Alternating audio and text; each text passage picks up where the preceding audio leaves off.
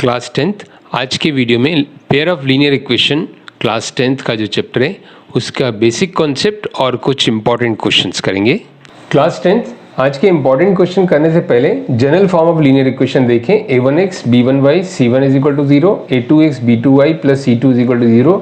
ये pair of linear equation को मैंने रिप्रेजेंट किया in general. a1 a2 b1 b2 ये c2 ये क्या है? कॉफिशिएंट्स हैं, x y वेरिएबल्स हैं। तो स्टूडेंट पहली कंडीशन देखिए, इसमें जो फर्स्ट कंडीशन क्या होती है, a1 upon a2 is not b1 upon b2। अगर आता है, हम इनके कॉफिशिएंट्स अगर कंपेयर करें, a1 upon a2 b1 upon not equal आता है, तो हमारा जो सॉल्यूशन आएगा उसको हम बोलेंगे यूनिक सॉल्यूशन। यूनिक सॉल्यूशन मतलब एक सॉल्यूशन, मतलब इन इक्वेशन को सॉल्व करके एक ऐसा सॉल्यूशन आ सकता है, मात्र एक, जो कि इन दोनों को सेटिस्फाई कर सकता है। x और y का एक वैल्यू कोई आएगी, जैसे x2 आ गया y3 आ गया, तो 2 और 3 सॉल्यूशन होगा। और एक कंडीशन होती है a1 upon a2 is equal to b1 upon b2 is not c1 upon c2। a1 upon a2 b1 upon b2 not c1 upon c2 means क्या हुआ? No solution. इस कंडीशन को बोलते हैं हम नो सॉल्यूशन। नो सॉल्यूशन का means क्या हुआ कि इन इक्वेशंस को हम सॉल्व करेंगे तो कोई ऐसा कॉमन सॉल्यूशन नहीं आएगा जो इनको सेटिस्फाई करेगा। तो एक हो गया यूनिक सॉल्यूशन, एक हो गया नो सॉल्यूशन। थर्ड कंडीशन होती है students a1 upon a2 is equal to b1 upon b2 is equal to c1 upon c2। Third condition a1 upon a2 b1 upon b2 c1 upon c2 तीनों ही equal होते हैं, तो इस condition को हम बोलते हैं मैनी सॉल्यूशन। मैनी सॉल्यूशंस का मतलब क्या हुआ कि x और y के बहुत सारे वैल्यूज होंगे जो इन दोनों को सेटिस्फाई करेंगे। कि x की वैल्यू y की वैल्यू, x की बहुत सारी वैल्यू होंगी, y की भी बहुत सारी वैल्यू होंगी, मतलब उनके x और y के पेयर ऐसे होंगे जो इन दोनों इक्वेशंस को सेटिस्फाई करेंगे। अब आइए क्वेश्चन करते हैं, तो इससे आपको और कंसेप्ट क्लियर हो जाएगा। तो देखिए student, first question 9x plus ay minus 1 is equal to 0, 3x plus 4y minus 2 is equal to 0, this is minus 2, okay, is equal to 0। Find the value of a for unique solution. Unique solution इसका आए, इस condition के लिए आपको a की value निकालनी है। तो अभी हमने देखा फॉर यूनिक सॉल्यूशन, हम इसको यहाँ पर शो करेंगे फॉर यूनिक सॉल्यूशन। क्या होती है condition? a1 upon a2 is not b1 upon b2। Okay, तो हमारे कोफिशिएंट्स देखिए, ये a1x b1y c1, a2x b2y c2। तो a1 क्या है? x का कोफिशिएंट 9 और a2 3 का, ये हमारी कंडीशन है, ये हम वैल्यूज लिख रहे हैं। ये first a1x b1y c1, a2x b2y c2। तो a1 upon a2 means 9 upon 3 is not equal to b1 upon b2, मतलब y का कोफिशिएंट यानी a अपॉन 4। तो इसको हम सॉल्व करें तो देखिए क्या आ जाए, 3 3 जा 9 और a अपॉन 4।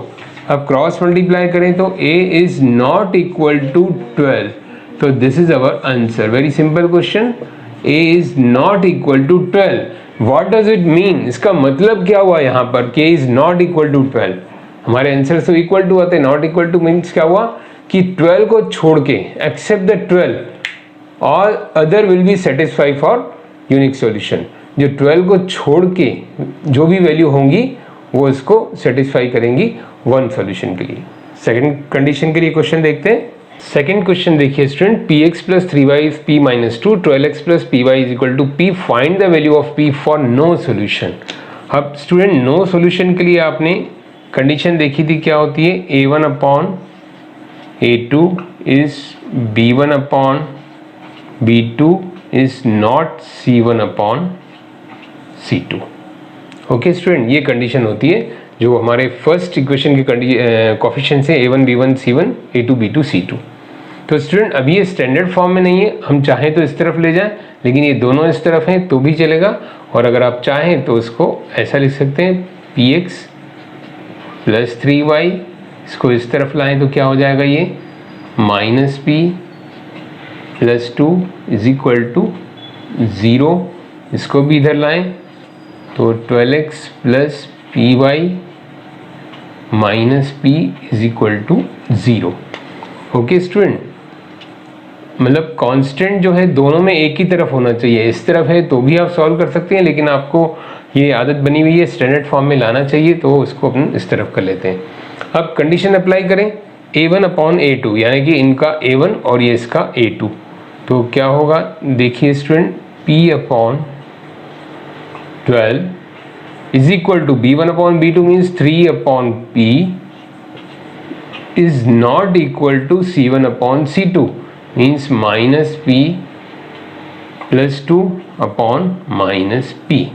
ओके स्टूडेंट, अब यहाँ एक मिस्टेक मत करिएगा स्टूडेंट, माइनस माइनस कैंसिल कर लेते हैं बच्चे, ये minus hold to the expression नहीं है p प्लस 2 के लिए, ओनली p के लिए, तो ये ऐसा ही रहेगा।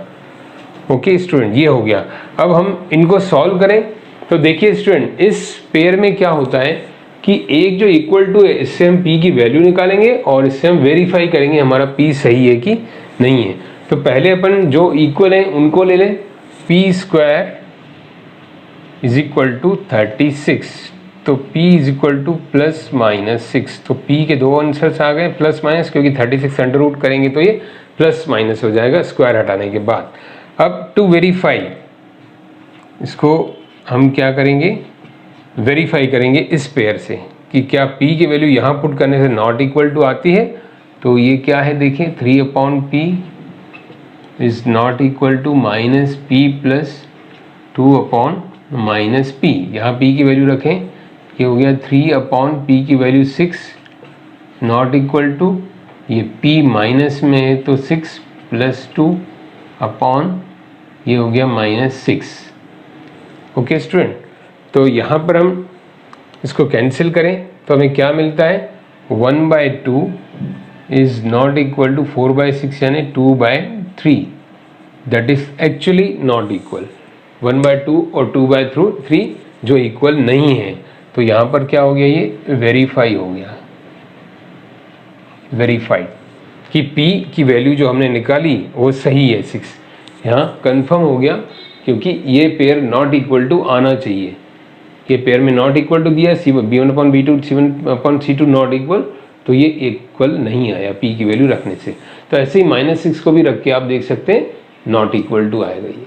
क्लास 10th क्वेश्चन 3 देखिए, 3x plus 4y plus 2 is equal to 0, 9x plus 12y plus p is equal to 2, find the value of p for many solution. तो स्टूडेंट पहले तो हमें एक काम करें, इसको स्टैंडर्ड फॉर्म में चेंज करें, ये स्टैंडर्ड फॉर्म में है ही, तो हमारा पेयर ऑफ इक्वेशंस क्या हो जाएगा, फर्स्ट तो है हमारा 3x प्लस 4y प्लस 2 जो कि स्टैंडर्ड फॉर्म में है, सेकंड को लिखें 9x plus 12y plus p minus 2 is equal to 0।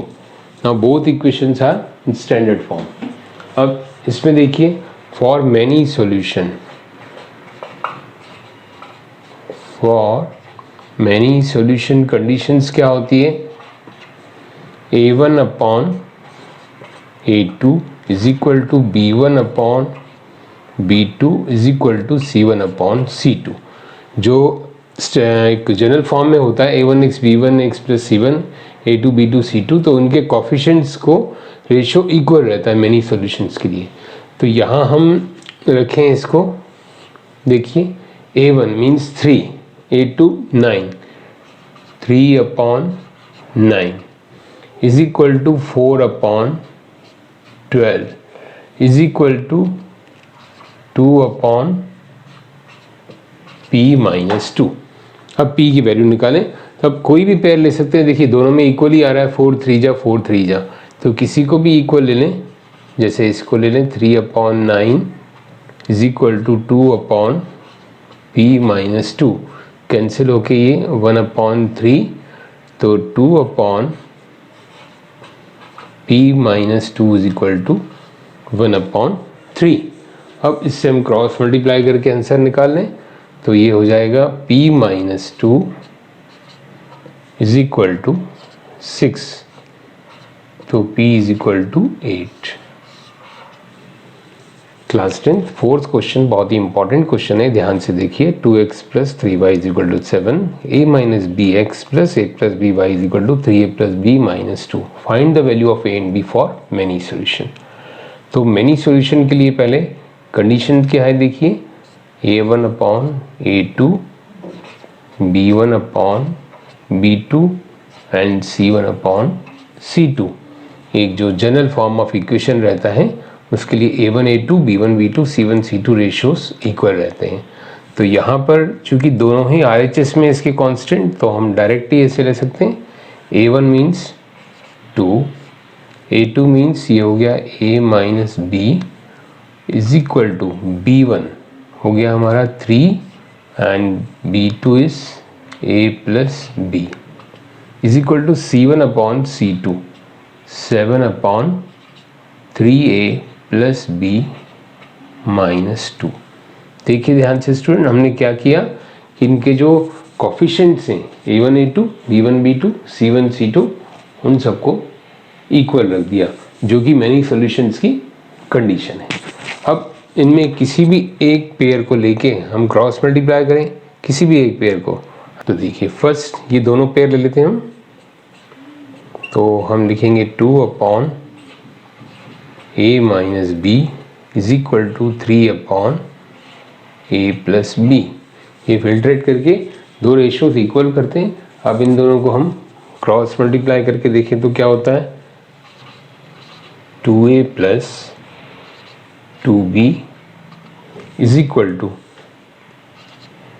3a minus 3b। अब इसको इधर ले आए तो क्या हो जाएगा, ये माइनस a, और इसको इधर ले जाए तो ये माइनस 5b। देखिए डायरेक्ट मैंने लिख दिया, 2b इधर जाएगा तो 3b में ऐड हो जाएगा माइनस होके, और ये माइनस हो जाएगा। तो a is equal to 5b। एक कंडीशन हमारे पास आ गई a और b के बीच में, a और b के बीच में a is equal to 5b। अब हम क्या करें, एक दूसरा पेयर लेके देखें। एक पेयर हमने ले लिया, अब ये पेयर लेके देखते हैं। तो दूसरा पेयर ले लेते हैं हम, 3 upon a plus B is equal to 7 upon 3a plus B minus 2। अब इनको क्रॉस मल्टीप्लाई करें हम। ओके स्टूडेंट, तो देखिए यहाँ मैं इरेज कर रहा हूँ, इसको क्रॉस मल्टीप्लाई करते हैं यहाँ पर। तो क्या होगा, 9a plus 3b minus 6 is equal to 7a plus 7b। देखिए यहाँ से मैं इधर आ गया हूँ इरेज करके, इस तरफ स्पेस नहीं था, तो 3 3 जा 9, 3b 3 2 जा 6, और ये 7a प्लस 7b। अब यहाँ a वालों को एक साथ रखें तो क्या आएगा, 9a माइनस 7a, तो ये हो जाएगा 2a, और b को इधर लाएं, 3b में से गया तो ये माइनस 4b और 6 इधर। अब ये रिड्यूसेबल है, मतलब 2 से डिवाइड हो रही है, तो a minus 2b is equal to 3। तो एक इक्वेशन ये हो गई, एक ये हो गई हमारे पास। अब इन दोनों को सॉल्व करना तो बहुत ही इजी है। देखिए स्टूडेंट, क्या करेंगे, a की वैल्यू हम यहाँ पुट कर दें तो b की वैल्यू हमें मिल जाएगी। तो हम a की वैल्यू इसमें पुट कर रहे हैं। ओके स्टूडेंट, क्या है a की value, 5b minus 2b is equal to 3। तो 5b में से 2b गया, 3b is equal to 3, 3b is equal to 3, तो 3 3 कैंसिल, तो b इज इक्वल टू आ गया 1। ओके स्टूडेंट, यहाँ a की वैल्यू 5b मैंने पुट की, 5b minus 2b 3, 3 3 cancel, b is equal to 1। अब हम एक काम करें, b की वैल्यू यहाँ पुट कर देते हैं, है ना। Now a is equal to 5 into 1, because b की वैल्यू 1, तो a आ गया कितना, 5।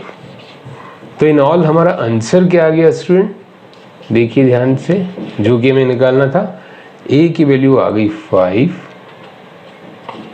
और b की वैल्यू आ गई 1। ये हमारा आंसर।